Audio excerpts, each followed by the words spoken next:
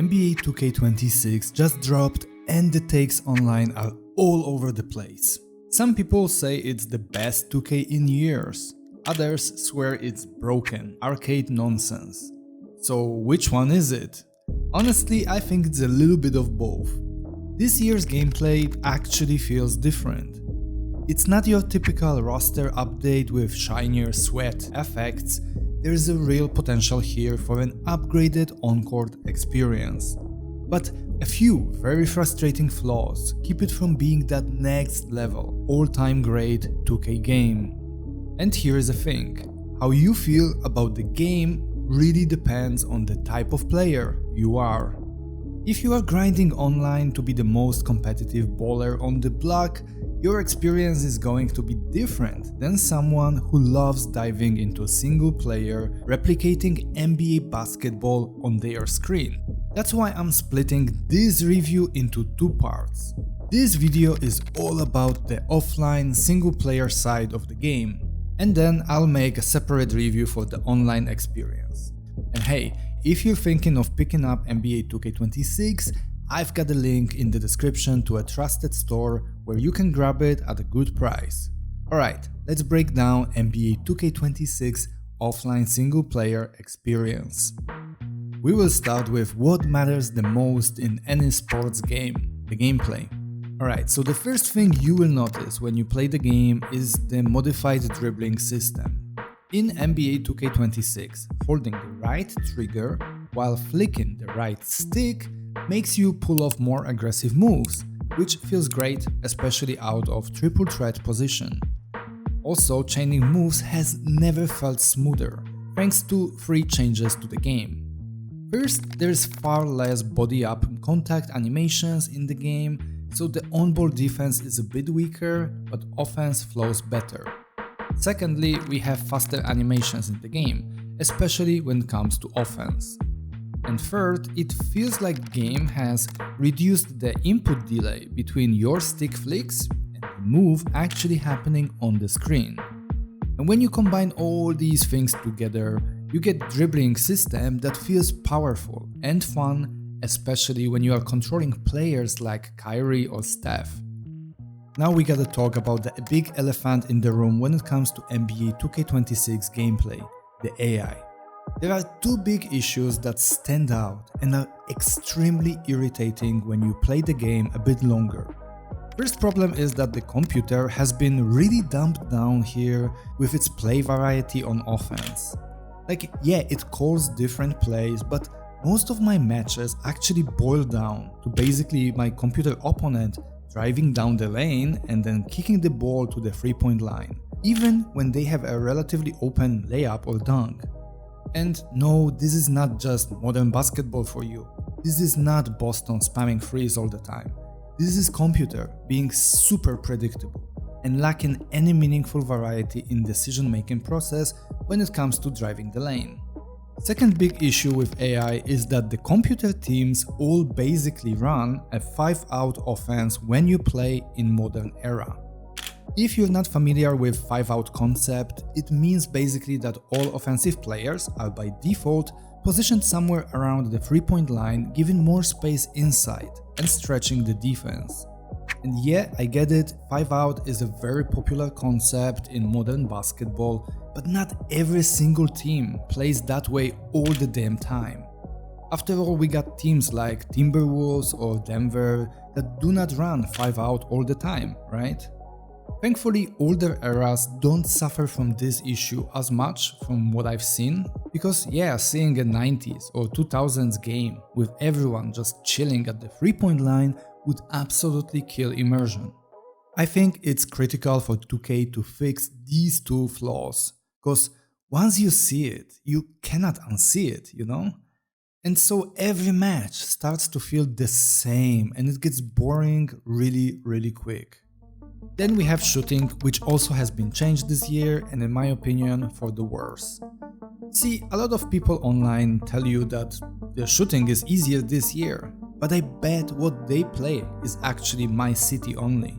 Because offline 2K26 is now fully green or miss when you play above Pro difficulty.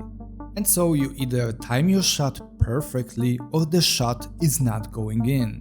And I think that's a terrible design choice for offline gameplay, where a little bit of randomness is actually welcomed. Because here's the problem: if you learn to time your shots perfectly with your players, then you're gonna make almost every single shot, whether you're open or not. 2K gave us a lot of flexibility last year, where you could pick, different shot profiles in how the shot timing will actually affect the success of the shot, right? And this year they just took it all away. So in 2K26, you only get essentially two options: automatic timing with real player percentages or user timing, with the green window size being completely tied to difficulty. And so it's a 2 steps backwards for offline players when it comes to shooting. It's truly bizarre design choice here. And so on pro difficulty and below, shooting is absurdly easy. Like, the green window is massive and you will shoot ridiculous percentages. But bump it up above pro and suddenly the window shrinks so drastically that it's crazy, especially on contested shots. Like, if defender is anywhere near you, the shooting window gets so small that you might just as well skip the shot. And while this may be fine for my city players who have to learn basically shooting animations for like one player, it's terrible design choice for MyNBA players.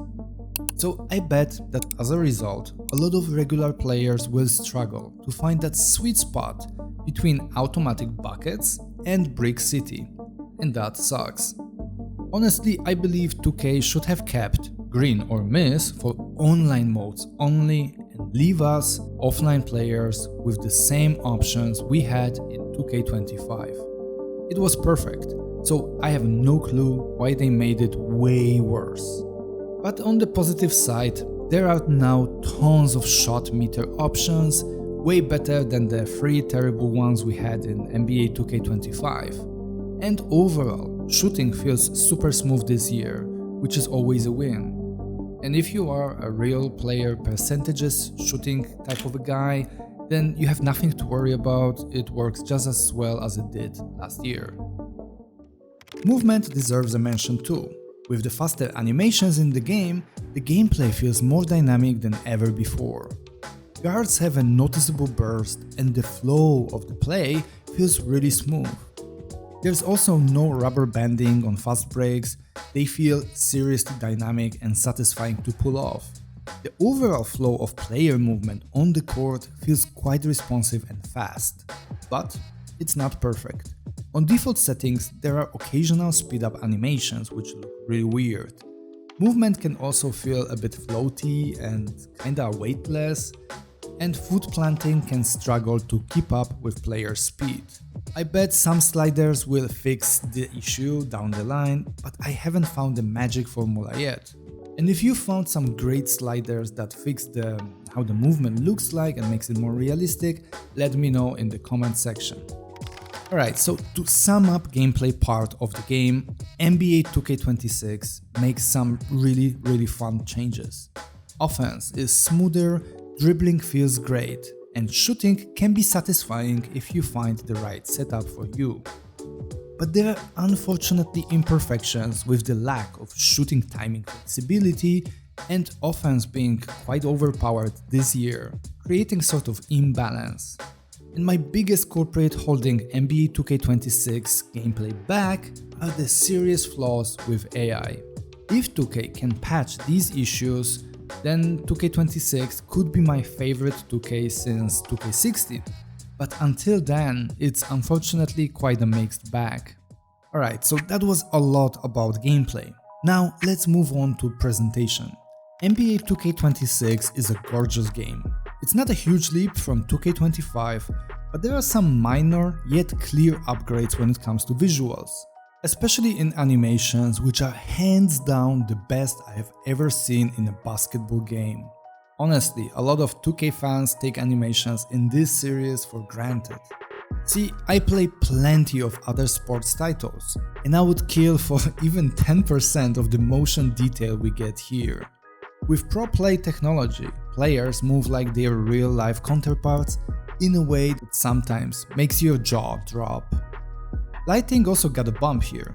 Arenas look sharp out of the box, crowds feel actually quite great, especially during playoffs with better variety and energy. Faces are improved too. Players, coaches, and even some legends look more accurate than ever before. That said, a couple of things still stick out. First of all, can you guys get Anthony Edwards look properly in the game? Pretty please? Also, where the hell is Coach Pop in classic Spurs era? And can someone at 2K please fix Cameron Johnson's hair bagging out all the damn time? Now, performance-wise, it's also a bit of a mixed bag, because 2K26 overall runs smoother than last year. On my rig, which is Ryzen 5800X with Nvidia card 3070 and 32GB RAM, it's buttery smooth for the most part at 1440p with everything maxed out except ray tracing. But sometimes, unfortunately, I get weird dips in performance during cutscenes in playoff matches. Maybe it has something to do with the crowd wearing bracelets that shine the light. I'm not sure what causes it, but it happens. So yeah, it is better than before, but still 2K26 is quite a CPU heavy game. Now, one area where 2K never misses is commentary. And the addition of Tim Legler this year is a huge win. He's my favorite analyst in basketball. I never miss his All-NBA podcast with Adam Mares, and now he's in the game? Man, that's just awesome. Menus are basically unchanged from last year, which honestly is not a bad thing. Layout and navigation feel quite familiar, and the dark menu theme, which is quite minimal too, this year looks quite slick. I'm sure future seasons will switch up the visuals here as usual, but I honestly wouldn't mind if they just kept this design and the style permanently. Alright, let's now shift our attention to single player experience in available game modes. We will kick it off with My Player's Out of Bounds storyline. For perspective, I'm not usually a My Player kind of guy. I'd rather run an entire offense than grind out a career mode as a one dude begging for the ball like a kid asking for pocket money. So yeah, I haven't touched the mode seriously since NBA 2K18. But this year, I was actually positively surprised. Against my own expectations, I ended up actually enjoying the story. At first, yeah, it felt pretty cringe. I was like, oh god, here we go again with another cliché cutscene. But then the characters and the arc actually grew on me. The main guy is called MP, super creative name there by the way, 2K. He is a high schooler in Vermont trying to get noticed by scouts. He tries to prove himself both locally and then on a national stage, and then the story takes some turns which I won't spoil here. The cool thing is that you actually get choices along the way that impact the story and have consequences.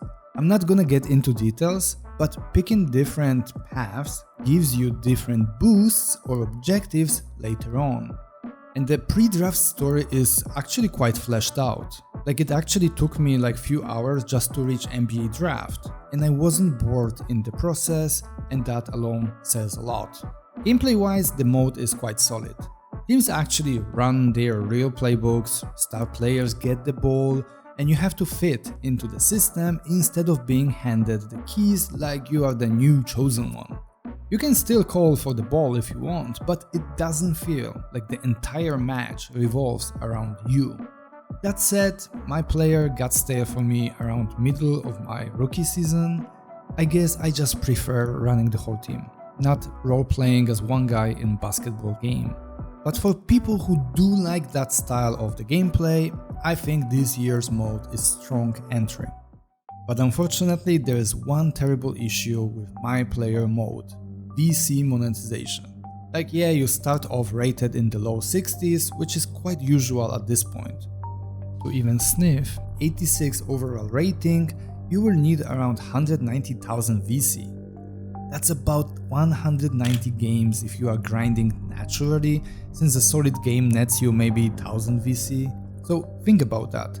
Without paying, you will enter the league probably as below 70 rated player, unless of course you whip out the credit card, which is exactly what 2K wants you to do. And honestly, tying a single player career mode this heavily to monetization is flat out disgusting. It kills the fun for me, and I hate that it's become the norm these days. But here's the twist. If you want to see how MyPlayer should feel without all that pay to have fun nonsense, 2K actually gives you a glimpse. You just have to go over to the WNBA. Yep, in the WNBA career mode, you start at a respectable 78 or 85 overall, depending on your chosen background. There's no grind here from high school benchwarmer to semi-competent human, just straight into being a legit pro. The mode itself is actually quite streamlined. You basically just play games, make some choices maybe later about lineups, trades and progress steadily through your career. There are some GOAT moments, things and so on, but generally there's no VC bottleneck, no being forced into like 200 hours of grind just for your jumper to not break in every shot. It's simple but refreshing. I think the WNBA career mode feels like throwback to the early 2010s when career modes were about fun, not microtransactions. And yeah, I will admit, I'm not usually into WNBA content in games, but this was genuinely refreshing experience. It reminded me of when sports games cared about game mode being fun rather than squeezing our wallets. Of course, let's not be naive. 2K's strategy here is obvious. Make WNBA career mode monetization free to lure in more female players, build that audience. Then bam, the VC paywall hammer drops in a few years. So yeah, enjoy it while it lasts. Now let's move to my personal favorite, MyNBA, and specifically the MyEra feature. Listen, this game mode is the best thing in sports gaming. I have no doubt about that. It's basically a time machine where you can dive into different NBA eras, draft historic players and rewrite the history. It's the kind of sandbox fans like me dream about, which makes it all the more frustrating that 2K barely touched it this year. There are no new eras, no new major features, just a few sprinkles here and there. Like yeah, sure, they added nice cutscenes that set the stage when you enter a new era. As a nostalgia junkie, I appreciate that little touch. And you can now mess with facilities during the off-season, upgrading stuff here and there. But honestly, it's all just super minor, barely even worth mentioning. It feels like they just added it so we cannot say that they completely ignored this game mode. And you know what I would really love to see in this game mode in the future? Let us choose the year we start in, rather than selecting an era. I mean, they got basically all they need in the game to make this happen. After all, we've got all historical draft classes for those years, all the changes are there because we see them as we progress our historical career, right?